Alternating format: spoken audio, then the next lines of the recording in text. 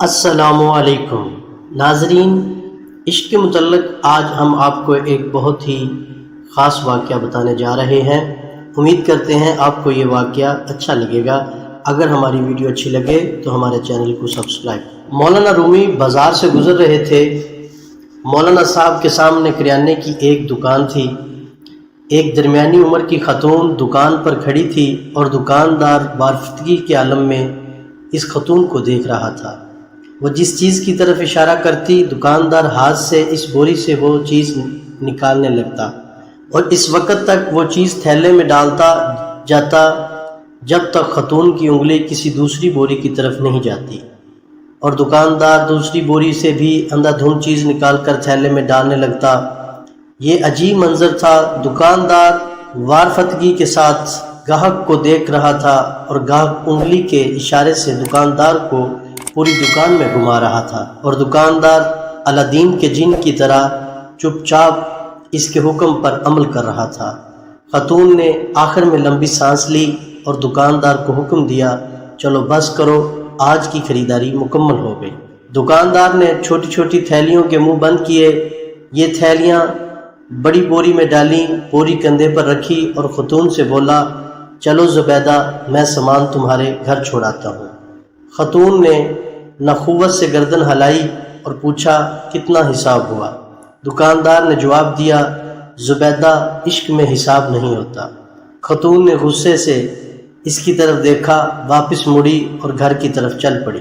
دکاندار بھی بوری اٹھا کر چپ چاپ اس کے پیچھے چل پڑا۔ مولانا صاحب یہ منظر دیکھ رہے تھے۔ دکاندار خاتون کے ساتھ چلا گیا تو مولانا صاحب دکان کے تھڑے پر بیٹھ گئے اور شاگرد گلی میں کھڑے ہو گئے۔ دکاندار تھوڑی دیر بعد واپس آ گیا۔ مولانا صاحب نے دکاندار کو قریب بلایا اور پوچھا، یہ خاتون کون تھی؟ دکاندار نے ادب سے ہاتھ چومے اور بولا، جناب، یہ فلاں امیر خاندان کی نوکرانی ہے۔ مولانا صاحب نے پوچھا، تم نے اسے بغیر تولے سامان باندھ دیا، پھر اس سے رقم بھی نہیں لی، کیوں؟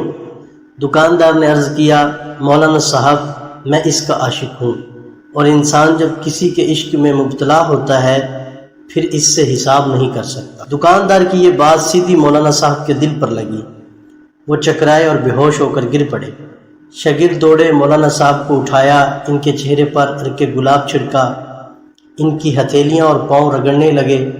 مولانا صاحب نے بڑی مشکل سے آنکھیں کھولیں۔ دکاندار گھبرایا ہوا تھا۔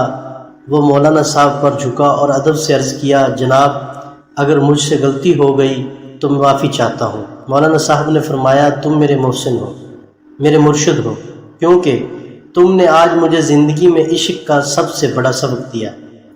دکاندار نے حیرت سے پوچھا، جناب وہ کیسے؟